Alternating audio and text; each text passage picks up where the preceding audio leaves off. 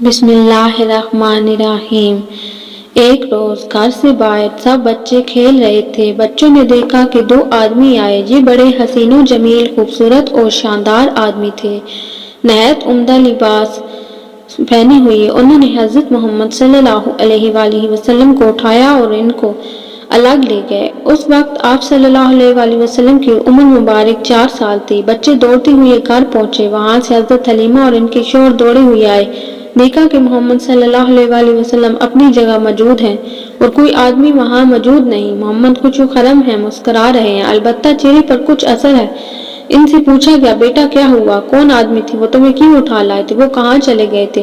حضور صلی اللہ علیہ وآلہ وسلم نے اپنی معصوم زبان سے سارا واقعہ سنا دیا کہ دونوں آدمیوں نے مجھے لٹا کر یہاں تک سینہ کی طرف اشارہ کرتے ہوئے چاک کیا، پھر گوشت کا ایک لوتھڑا دل نکالا، اس کو چیر کر سیاہ دانہ اس میں سے نکالا، صاف پانی ان کے پاس تھا، اس سے دھویا، پھر اس کو اپنی جگہ پر رکھ دیا اور ٹھیک کر کے چلے گئے۔ مجھے تکلیف کچھ نہیں ہوئی بلکہ ٹھنڈک سی محسوس ہوئی اور اب تک معلوم ہو رہی ہے۔ حضرت حلیمہ اور حضرت حارث نے حضور اکرم صلی اللہ علیہ وآلہ وسلم کو اٹھایا، پیار کیا، سینے سے لگا کر گھر لے آئے۔ دوسری بار شق صدر کا واقعہ آپ کو 10 سال کی عمر میں پیش آیا۔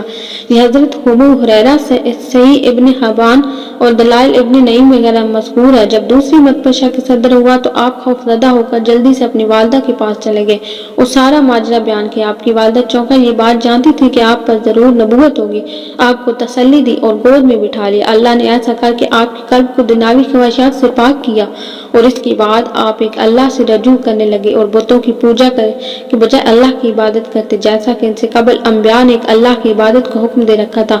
آپ رات کے تیسرے پہر غار حرا میں تشریف لے جاتے اور اللہ کی یاد اور تسبیح میں مصروف رہے، حتیٰ کہ آپ کی عمر 40 برس ہوئی اور وہ مبارک دن آ ہی گیا جب اللہ نے آپ کو نبوت عطا فرمائی اور پہلی وحی کا نزول ہوا۔ یہ 27 رجب کی مبارک رات تھی۔ حضور رات کے تہائی حصے میں غار حرا میں عبادت میں مصروف تھے کہ اچانک جبرائیل آپ کی خدمت میں حاضر ہوئے، آپ کو سلام کیا اور پہلے کی طرح آپ کا سینہ مبارک چاک کیا، اسے آب زمزم سے 3 مرتبہ دھویا اور اس طرح آپ کے قلب کو دوبارہ اس کی جگہ پر رکھ دیا۔ اس کے بعد جبرائیل آپ سے مخاطب ہوئے اور کہا، اے محمد صلی اللہ علیہ وآلہ وسلم، پڑھیے اپنے رب کے نام سے جس نے انسان کو جمی ہوئی خون سے پیدا کیا۔ آپ نے فرمایا، میں پڑھنے والا نہیں۔ جبرائیل نے کہا، اے محمد، پڑھیے اپنے رب کے نام سے جس نے انسان کو وہ علوم سکھائے جس کا اس سے پہلے علم نہ تھا۔ آپ نے وہی جواب دیا۔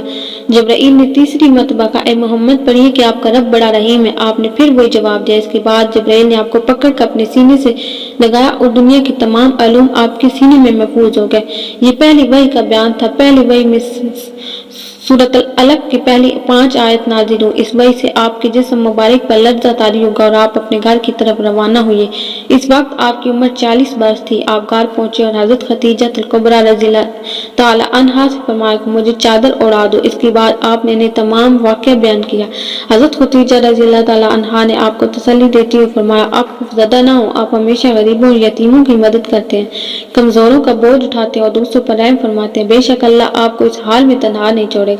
اس کے بعد آپ پر وحی کا سلسلہ شروع ہو گیا اور 23 سال تک جاری رہا۔ اس عرصے میں اللہ نے وحی کے ذریعے اپنے دیگر احکامات کے علاوہ قرآن پاک بھی نازل فرمایا۔ چوتھی مرتبہ آپ کے قلب مبارک کو معراج کی رات میں سفر معراج سے پہلے آب زمزم دھویا گیا تھا۔ تو ناظرین، یہ تھے شق قدر کے واقعات۔ پہلی مرتبہ شق قدر کی حکمت یہ تھی کہ حضور نبی کریم صلی اللہ علیہ وسلم ان وسوسوں اور خیالات سے محفوظ رہے جن میں بچے مبتلا ہو کر کھیل کود اور شرارتوں کی طرف مائل ہو جاتے ہیں۔ دوسری بات، 10 برس کی عمر میں شق قدر ہوا تاکہ جوانی پر آشوب شہوتوں کے خطرات سے آپ کو بے خوف ہو جائے۔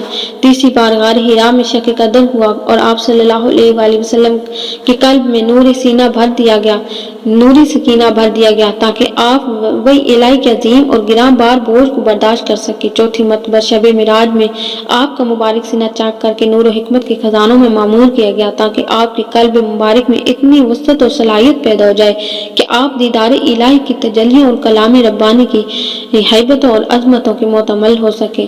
اس واقعے کا نام شق صدر بھی ہے۔